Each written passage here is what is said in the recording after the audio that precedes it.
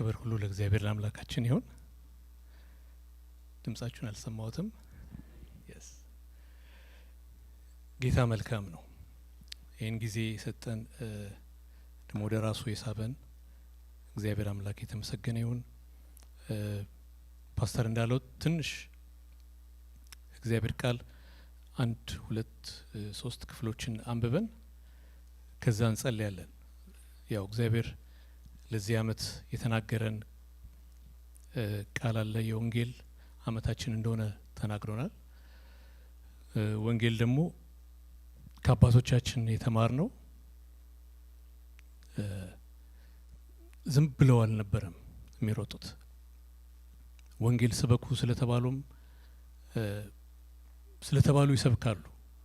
ጌታ ስላዛቸው ያደርጉታል። ግን ያን የሚያደርጉበት ኃይል የሰው እንዳልሆነ ወይ ደግሞ የሰው ኤክስፐርቲስ እንዳልሆነ ወይ ደግሞ በእነሱ ንግግር ብቻ በእነሱ ሩጫ ብቻ እንደማይሆን ስለገባቸው ሁልጊዜ ይመለሳሉ፣ ለጸሎት ይመለሳሉ እና ወደ ገዛ ወንድሞቻቸውም ተመለሱ ይላል እና ምንድንናገር ጌታዊ ድፍረትን ስጠን፣ መናገርን ስጠን፣ ጊቭ አስ አተራንስ ያሉ እግዚአብሔርን ይጠይቁታል። እና የላካቸው እግዚአብሔር የላካቸው ጌታ የሚናገሩትንም ነገር የሰጣቸው ጌታ የሚናገሩበትንም ኃይል የሚሰጠው እሱ ነው። ጌታ ይመስገን። ብዙዎቻችን እኮ ላይክ ወንጌል ስበኩ ስንባል ወይም ደግሞ እኛም ወንጌል መስበክ እንፈልጋለን። አለ ደግሞ ምን ነግራቸውም ነገር አለ፣ የምስራቸው አለን፣ የዳንበት አለን። ያቺ ሴትዮ እኮ ጉዴን የነገረኝን ብላ ነው ከተማውን ያነቃነቀችው። ኢየሱስ ያድናል፣ ኢየሱስ ጌታ ነው፣ ተነስቷል ብላም ብላ ሳይሆን ጀስት ጉዴን የነገረኝን ኑና ይውታለች። ስለተደረገላት፣ ስላየችው፣ ስለነካት። የተነካ ሰው ሌሎችን ይነካል። አሜን። ዛሬ ጌታ ይንካን፣ በኃይሉ ይንካን። እዛ ጋ ወንድሜ ሚኪ ያለ ከኔ ጋር ነው የመጣው። የተባረከ እግዚአብሔር ሰው ፓስተር ሚኪ ብለውም እምቢ ያለኝ ነው። ግን እግዚአብሔር እርቶት ቤተክርስቲያን ይመራል እና ስለሱ እግዚአብሔርን አመሰግናለሁ። ኤፌሶን ምዕራፍ 6 ቁጥር 18 ላይ ካለው ቃል እንጀምር።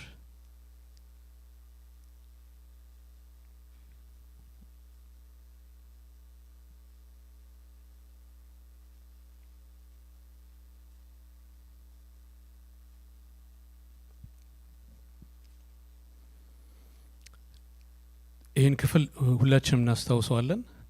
ጌታ ኢየሱስ ስለ ጳውሎስ ለኤፌሶን ሰዎች ስለ ስፒሪቹዋል ዋርፌር የተናገረበት ክፍል እንደሆነ እናውቃለንና ከቁጥር 10 ጀምሮ ያለውን እስከ ቁጥር 17 ብናየው የተለያዩ መንፈሳዊ የጦር ዕቃዎችን ይዘረዝራል። የእውነት መታጠቂያ ይላል፣ የእምነት ጥሩር ይላል፣ የእምነት ጋሻ፣ የጽድቅ ጥሩር፣ የእምነት ጋሻ፣ የወንጌል ጫማ፣ የመዳን ራስ ቁር፣ የእግዚአብሔር ቃል ደግሞ በምንድነው የተመሰለው? በሰይፍ። እነዚህን ሁሉ አንሱ ይላል። እነሱን አንሱ፣ እነሱን ልበሱ ካለ በኋላ ቁጥር 18 ላይ በጸሎትና በልመናም ሁሉ ዘወትር በመንፈስ ጸልዩ። እኔ እዚህ ውስጥ የሚሰማኝ ድምጽ የጳውሎስ ድምጽ ወይ ንግግር ወይ ማለት የፈለገው እነዚህን ሁሉ አንሱ፣ የጦር ዕቃዎቻችሁን አንሱ፣ የሚነሳውን አንሱ፣ የሚለበሰውን ልበሱና ከዛ ጸልዩ። ቢካዝ እነዚህን ነገሮች ለብሳችሁና አንስታችሁ የምትዋጉት እንግዲህ ጎራዴ ይዘ የመዳን ቁር አጥልቆ አንድ ሰው የእምነት ጋሻ ይዞ የጽድቅ ጥሩር ለብሶ ሙሉን የወታደር ትጥቅ ለብሶ አንድ ሰው ዝም ብሎ አይቆምም። መዋጊያ መሳሪያ መዋጊያ ትጥቅ ነው። ለስፒሪቹዋል ዋርፌር ነው እያነሳሳቸው ያለው። ከዛ ጸልዩ ሲል መተኮስ ያለበትን ይተኩሳል፣ መመዘዝ ያለበትን ይመዛል፣ የእምነት ጋሻውን በፊቱ ያደርጋል። ጸሎት እነዚህን የጦር መሳሪያዎቻችን አፕላይ የምናደርግበት ግራውንድ ነው። ክብር ለጌታ ይሁን። በጸሎትና በልመናም ሁሉ ዘወትር በመንፈስ ጸልዩ፣ በዚህም ሀሳብ ስለ ቅዱሳን ሁሉ እየለመናችሁ በመጽናት ሁሉ ትጉ። ደግሞ የወንጌልን ምስጢር በግልጥ እንዳስታውቅ አፌን በመክፈት ቃል ይሰጠኝ ዘንድ ስለ እኔ ለምኑ። ስለ ወንጌልም በሰንሰለት መልእክተኛ የሆንኩ መናገር እንደሚገባኝ ስለ እርሱ በግልጥ እናገር ዘንድ ለምኑ ይላል። ቁጥር 18 ላይ ያለውን ካስተዋላችሁት ደጋግሞ ሁሉ ይላል። በጸሎትና በልመና ሁሉ፣ ዘወትር የሚለው ራሱ እዛ ሁሉ ውስጥ አለ። በዚህም ሀሳብ ሁሉ በቅዱሳን ሁሉ ለቅዱሳን ሁሉ ስለ ቅዱሳን ሁሉ እየለመናችሁ በመጽናት ሁሉ። ጸሎት ሁለንተናን ይፈልጋል።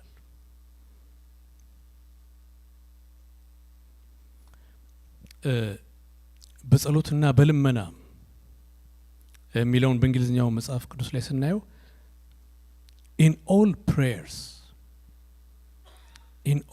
prayers ያው ጸሎት ብሎ በአማርኛው ሲንግል ነው ያደረገው፣ ግን በጸሎቶችና በልመናዎች ሁሉ ያው ሁሉ ሲል ይገባናል አንድ አይነት ጸሎት እንዳልሆነ።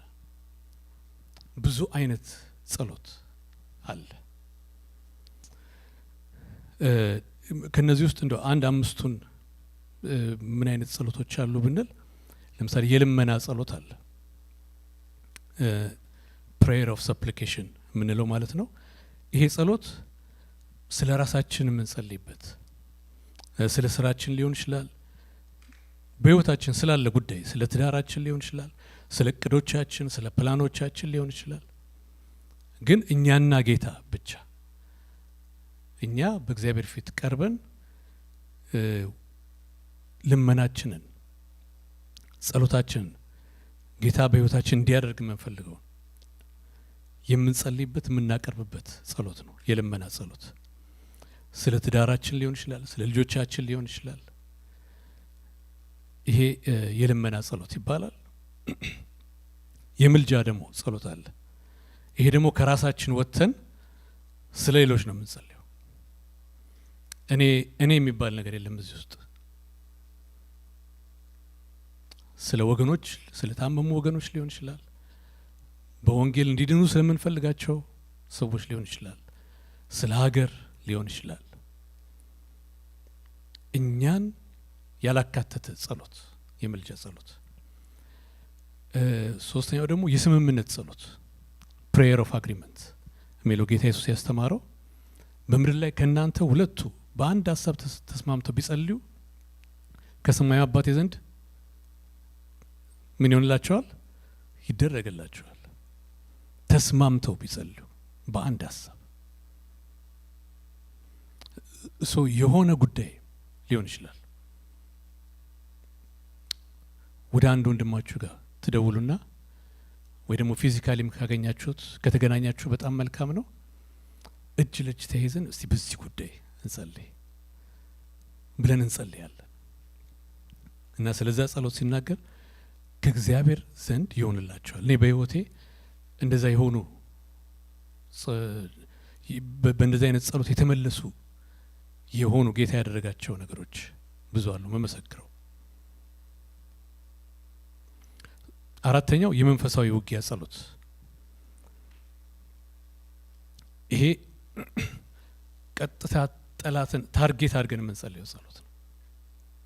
ሰይጣን እየተቃወምን ስራውን እያፈረስን የምንጸልየው ጸሎት ነው። በሰማያዊ ስፍራ ያሉ ይላቸዋል። ጳውሎስ እዚህ ጋር በጣም ስፔሲፊክሊ መጋደላችን ከስጋና ከደም ጋር አይደለም ብሏል። ስለዚህ በዚህ ጸሎት ሰዎችን አድሬስ ማድረግ አይቻልም። እንትናን ንቀልልኝ አንልም። ከነሱ በስተጀርባ የሚሰራውን መንፈስ ነው ምንዋጋው። የሚዋጉን ሰዎች ካሉ ሰዎች ራሳቸውን ከሰይጣን ወግነው ጠላት ሊሆኑብን ይችላሉ። ግን እሱ የኛ ቢዝነስ አይደለም። እከሌን ንቀለው፣ እከሌን በሽታ ሰጠልኝ፣ እከሌን በቃ እዛው ሰረልኝ አንልም። ጌታ ኢየሱስ ያለው እንዲያውም ጠላቶቻችሁ ምን በሏቸው መርቋቸው እኮ ነው። ውደዷቸው፣ መርቋቸው፣ ባርኳቸው። እና የውጊያ ጸሎት ስንል አድሬስ የምናደርገው ሰይጣንን ነው። እና ጳውሎስ በጣም ክሊር ያደረገው ምንድነው? በሰማያዊ ስፍራ ያሉት እነዚህ ስልጣናት፣ ፕሪንሲፓሊቲስ፣ ኃይላት ከላይ እስከ ታች በራንክ ተዋቅረው ነው የሚሰሩት። ታውቃላችሁ፣ በጣም ይገርመኛል።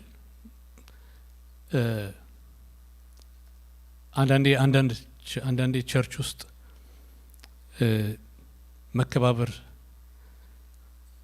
የሌለበት አትሞስፌር ሲያጋጥመኝ ምን ነው እነዚህ ሰዎች ትንሽ እንደው የሰይጣን መንግስት እንዴት ተዋቅሮ እንደሚሰራ ቢያዩት እላለሁና ስርዓት ዲሲፕሊን መኖር ካለበት እኛ ጋር ነው መኖር ያለበት። መከባበር ካለ እኛ ጋር ነው መኖር ያለበት ወገኖች። እነሱ እኮ እንዴት እንደሚከባበሩ በመንግስት ስርዓት ኃይላት አሉ፣ ስልጣናት አሉ፣ ፕሪንሲፓሊቲስ አሉ። ሂድ ሲለው ይሄዳል። በእንደዚህ አይነት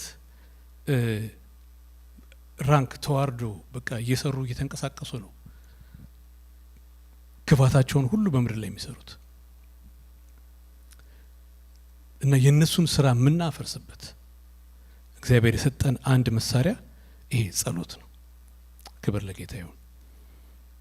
እና ደግሞ በመከባበር ልብ ስናደርገው አገልጋዮቻችን እያከበርን እየሰማን እያደመጥን እየታዘዝን ስናደርግ ደግሞ በጣም ኃይል አለው።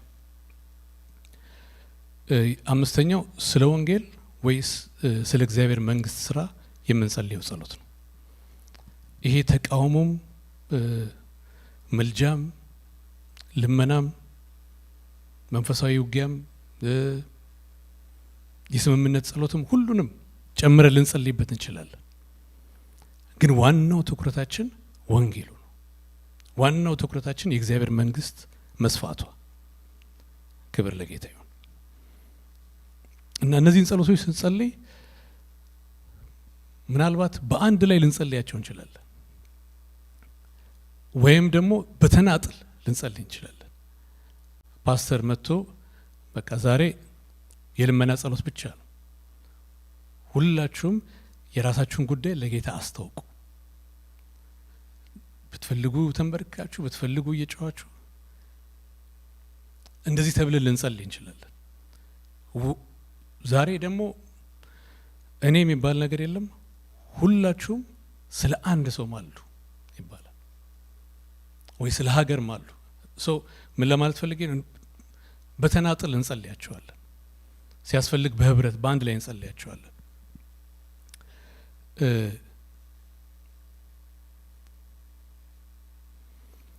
እነዚህ የተለያዩ ጸሎቶች ይሆኑ እንጂ የሚጓሯቸው ሶስት ነገሮች አሉ። ሁሉም እነዚህ ጸሎቶች ውስጥ የማናጣቸው ሶስት ዋና ነገሮች አሉ። አንደኛው የእግዚአብሔር ፈቃድ። የልመናም ጸሎት ብንጸልይ በእግዚአብሔር ፈቃድ ላይ ቆመን ነው። ምልጃም ብንማልድ በእግዚአብሔር ፈቃድ በእግዚአብሔር ቃል ላይ ቆመን ነው። መንፈሳዊ ውጊያም ብንዋጋ በእግዚአብሔር ፈቃድ ላይ ቆመን ነው። ክብር ለጌታ ይሁን። እኔ እንደዚህ ብያለሁ፣ የእግዚአብሔርን ፈቃድ የጸሎቶቻችን ኳሊቲ የሚወስነው የእግዚአብሔር ፈቃድ ነው። አንድን ሰው ዝም ብላችሁ አምጥታችሁ ጸልይ ብትሉት ሊጸልይ ይችላል። በውስጡ የሚሰማውን በቃ አይምሮውን የረበሸውን አለ የሚለውን ጥያቄ ሁሉ ሊለው ይችላል ባፉ እና hours and hours ሊለው ይችላል።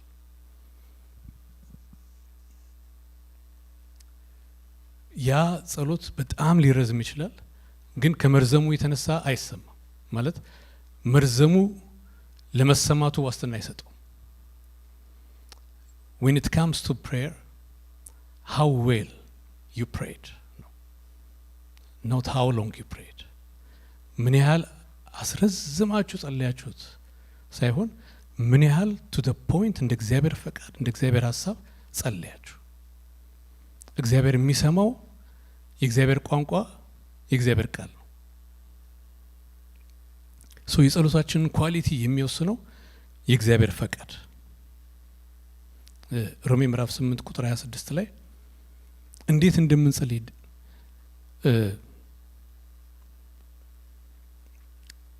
ስለ ድካም ያወራና ጳውሎስ ይሄ ድካማችን እንዴት መጸለይ እንደምንችል አለማወቃችን ነው ይላል። እና ይሄ ሐዋርያ ራሱን ይጨምራል። ራሱን ጨምሮ እኔም ደካማ ነኝ እና እኔም እንዴት እንደምጸልይ አላውቅም። እስከ 3ኛ ሰማይ ድረስ የሄደ አገልጋይ በሚደንቅ ድንቅና ተአምራት እግዚአብሔር ጸሎቱን እየሰማ ድንቅና ተአምራት ያደረገለት ሰው እንዴት እንድንጸልይ እንደሚገባን አናውቅም። ራሱን ሀምብል አድርጎ ማለት ነው። እንዴት እንደምትጸልዩ ማታውቁ ነው ወደ እኔ ተሰብሰቡ፣ እጄን እየጫንኩ እጸልይላችኋለሁ፣ ከዛሬ ጀምሮ በቃ አይነ ተከፍቷል ዝም ብለህ ማለት ነው አላለም። ግን ራሱንም ሀምብል አድርጎ ይጸልያል። እንዴት እንደምንጸልይ አናውቅም፣ ግን እንዴት እንደምንጸልይ እንደ እግዚአብሔር ፈቃድ እንድንማልድ መንፈስ ቅዱስ በእኛ ውስጥ ሆኖ ምን ይላል? ይቃትታል። ሃሌሉያ። እና there are times የእግዚአብሔርን ፈቃድ የምናውቅበት ሁኔታ አለ። በዛ ሞመንት ደግሞ ላናውቅ እንችላለን። በዛ ሞመንት ምንድነው የምናደርገው? መንፈስ ቅዱስ ላይ እንደገፋለን። በመንፈስ መጸለይ ማለት በመንፈስ ቅዱስ ተደግፎ መጸለይ፣ በመንፈስ ቅዱስ ታምኖ መጸለይ፣ በውስጡ በልሳን መጸለይም አለ። ግን መንፈስ ቅዱስ በእኔ ውስጥ ሆኖ ይቃትታል ብለን ራሳችንን ለመንፈስ ቅዱስ ሰሚት አድርገን ስንጸልይ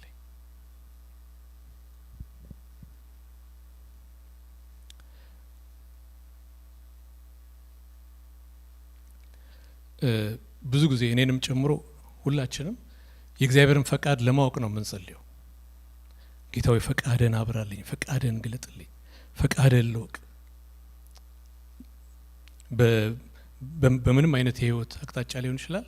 እንደዛ ነው ብዙ ጊዜ ጸሎታችን። ነገር ግን የእግዚአብሔር ፈቃድ ከታወቀ በኋላ ነው እንዲያውም የጸሎት ኃይል በጣም ይገርመኛል።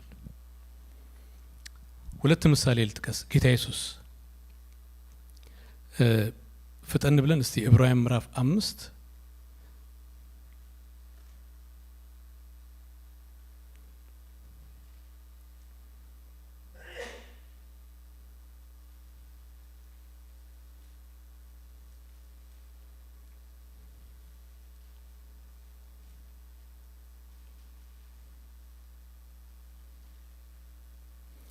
ምዕራፍ 5 ቁጥር 7 እርሱም በስጋው ወራት ከሞት ሊያድነው ወደሚችል በብርቱ ጩኸትና ከእንባ ጋር ጸሎትና ምልጃን አቀረበ፣ እግዚአብሔርንም ስለ መፍራቱ ተሰማለት። እርሱም በስጋው ወራት ከሞት ሊያድነው ወደሚችል በብርቱ ጩኸት ከእንባ ጋር ጸሎትና ምልጃን አቀረበ። እግዚአብሔር ምን እንዲለው ጸለየ ጌታ ኢየሱስ? ልስማችሁ እስቲ። ምን እንዲለው? ከሞት እንዲያድነው አይደል? ከሞት ሊያድነው ወደሚችል በብርቱ ጩኸት ከእንባ ጋር ጸለየ። ጌታ ኢየሱስ እንደሚነሳ አያውቅም ነበር ከሞት? በደንብ ያውቃል አይደል? he has been telling them ለቅዱሳን ለሐዋርያቱ አይደል? እንዲያውም በጣም የገረመው እነሳለሁ ከ3 ቀን በኋላ እነሳለሁ እያላቸው ስለነበረ እንደሚነሳ አለማመናቸው በጣም ያስገርመው ነበር። እንደሚነሳ እያወቀ እግዚአብሔር ሄዶ ስለ ኃጢአታችን ሞቶ በ3ኛው ቀን እንዲነሳ እንደላከው እያወቀ ይሄ የእግዚአብሔር ፈቃድ እንደሆነ እያወቀ ከሞት እንደሚነሳ እያወቀ እንዴት ነው የጸለየው ይላል? በብርቱ ጩኸትና ከእንባ ጋር ጸሎትና ምልጃን አቀረበ። ወገኖቼ የእግዚአብሔርን ፈቃድ ስናውቅ ወደ እንደዚህ አይነት ጸሎት ህይወት ውስጥ ነው የሚያስገባን። በብርቱ የሆነ መጮህ። አሁን ለነፍሳት መዳን ስንጸልይ የነፍሳት መዳን የእግዚአብሔር ፈቃድ ነው አይደል? ሰዎች ሁሉ ይድኑ ዘንድ በሚወድ በእግዚአብሔር ፊት ይላል። በጣም እግዚአብሔር የሚወደው ነገር ምንድነው ካላችሁ የነፍሳትን መዳን ኢየሱስ ክርስቶስ የመጣለት የሞተለት የተነሳለት ያ ጉዳይ በእያንዳንዱ ሰው ያ የክርስቶስ ኢየሱስ ይዞት የመጣው ህይወት እያንዳንዱ ሰው ተቀብሎት ሲያይ ሲኦል ባዶ ሲቀር እግዚአብሔር ማየት የሚፈልገው የእግዚአብሔር በቃ የልቡ ሐሳብ ይሄ ነው እና ይሄንን ፈቃዱን አውቀን ዛሬ ጌታ በመንፈስ ቅዱስ ይርዳን። አሜን። በብርቱ መጮህ እንድንችል ዝም ብሎ ጩኸት አይደለም። ምን አይነት ጩኸት ነው? ብርቱ ኮንቲኒዩቲውን ያሳያቸዋል። እንደገና ደግሞ ፓሽኑን እንትኑን ኤልያስ ጸለየበት የሚለው መጽሐፍ ቅዱስ ላይ fervent prayer ይህ በልቡ በመቃጠል አጥብቆ የሆነ ጸሎት እና ምልጃ ስለ ነፍሳት መዳን አጥብቀን እንጸልያለን። አሜን። ስለ ወንጌል መሰበክ አጥብቀን እንጸልያለን። ሌላው ኤልያስ ነው። እግዚአብሔር ትንቢት ተናገር አለው ለአካብ። ዝናብ ይዘንባል። ትንቢት ተናገር ያለው እግዚአብሔር ፈቃዱን የገለጠለት በዛ ትንቢት ውስጥ እኮ የእግዚአብሔር ፈቃድ ነው የተገለጠው። ዝናብ ማዝነብ የእግዚአብሔር ፈቃድ ነው። ትንቢቱን ተናግሮ በቃ እግዚአብሔር ዝናቡን ሊያወርደው ነው። 3 ዓመት ድርቅ ነበር። አሁን ህዝቡ ምድሪቱ በሙሉ የሚረሰርስበት ዘመን ነው ብሎ ሄዶ ወደ ካፌ አልሄደም ወይ አልተኛም፣ ሪላክስ አላረገም። ተራራ ላይ ወጣ ነው የሚለው እና ይሄ ጭንቅላቱን እግሮቹ መሃል አድርጎ ጸለየ እና አንድ ልጅ ይልካል። እስቲ ሂድና ቼክ አድርግ። ምንም አላየውም፣ ምንም ደመና አላየውም ሲል ጸሎቱን ይቀጥላል። ወደ ስንት ጊዜ ሆነ? ያ 7 ጊዜ። ከዛ መጨረሻ ላይ ልጁ አንድ እጅ የምታክል ደመና አይቻለሁ፣ ሳይዟ እንግዲህ ምን እንዲሆን አይዶን ነው አይቻለሁ ሲለው that's it እግዚአብሔር መልሷል አለ። ጌታ ይመስገን። የእግዚአብሔር ፈቃድ ወደ ጸሎት ወደ ፓሽኔት ወደ ሆነ ጸሎት ውስጥ የሚያስገባን ኃይል ነው። ክብር ለጌታ ይሁን። እነዚህ ቅድም ያልኳቸው ጸሎቶች ሁሉ በእግዚአብሔር ፈቃድ ኃይል የሚጸለዩ ናቸው። ሁለተኛው ትጋት። እነዚህ ጸሎቶች ውስጥ ሁሉ አንድ ኮመን ነገር ምንድነው የምታገኙት? ትጋት አለ። ትጋት ስል ልክ ጸሎት ቅድም ኳሊቲ መሆን አለበት እንዲሰማ እንዲመለስ ብያለሁ። ኳሊቲ ያለው ጸሎት ኳንቲቲም አለው ማለት በጣም ይጸልያል። አንድ የእግዚአብሔርን ፈቃድ ካወቃችሁ ከያዛችሁት በኋላ 3 ቀን ጸልዮ ማቆም አይደለም፣ ሳምንት ጸልዮ ማቆም አይደለም። የወንጌል ዓመት ነው ተብሏል። ዓመቱን በሙሉ መጸለይ አለብን። ዓመቱን በሙሉ ለነፍሳት መዳን መማለድ አለብን። ጸሎት ኳንቲቴቲቭ ነው፣ ኳሊቴቲቭ ብቻ አይደለም። ጸሎት በብዙ መጸለይ አለበት። ልክ ቅድም ስለ ኤልያስ የነገርኳችሁ አንዴ ጸለየ፣ ደመና ስላላየ አላቆመም። ደመና ውስጥ እግዚአብሔር ተናግሯል። ጌታ ይመስገን። በዚህ ዓመት መጀመሪያ እግዚአብሔር እንደተናገረን ስንቶች ታምናላችሁ? ይሄ የወንጌል ዓመታችሁ ነው ሲለን እግዚአብሔር የእግዚአብሔር ቃል ነው።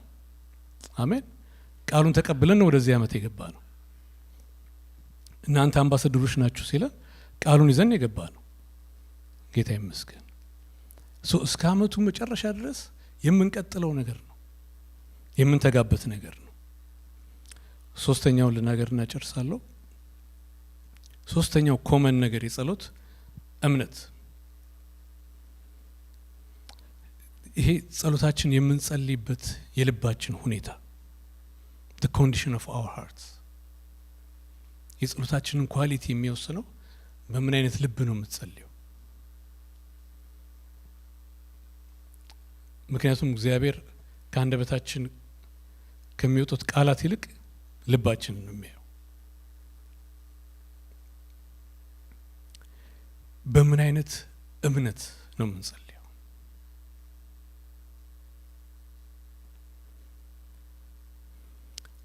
ያዕቆብ ምዕራፍ 1 ቁጥር 6 እስከ 8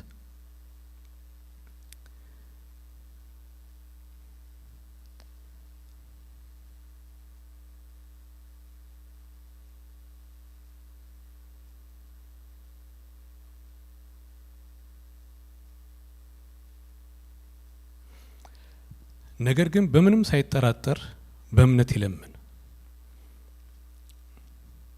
የሚጠራጠር ሰው በነፋስ የተገፋና የተነቃነቀ የባህርን ማዕበል ይመስላልና። ሁለት ሀሳብ ላለው በመንገዱም ሁሉ ለሚወላውል ለዚያ ሰው ከጌታ ዘንድ አንዳች እንዲያገኝ አይምሰለው። በጣም በጸሎት በጣም አስፈላጊው ነገር በአንድ ሀሳብ ከእግዚአብሔር ቃል ጋር ተስማምቶ ከእግዚአብሔር ፈቃድ ጋር ተስማምቶ በአንድ ሀሳብ መጸለይ። ይሄ አንድ ሀሳብ ማለት የእግዚአብሔርን ቃል አምኖ መጸለይ ማለት ነው። ሁኔታው የሚናገረው ነገር አለ፣ ሰይጣን የሚጮኸው ጩኸት አለ፣ ሰራውንዲንጋችን ብዙ የሚለው ነገር አለ። ነገር ግን እግዚአብሔር ደግሞ ያለው ነገር አለ፣ የእግዚአብሔር ቃል ደግሞ አለ። ሰው ከእግዚአብሔር ቃል ጋር ሲስማማ በእምነት ሆነ ማለት ነው። ሰው ከእግዚአብሔር ቃል ጋር ሲስማማ ከእግዚአብሔር ጋር አንድ ሀሳብ ሆነ። በሁለት ሀሳብ አታንክሱ ታነክሳላችሁ ብሎ ኤልያስ የተናገረው ቃል ትዝ ይላችኋል።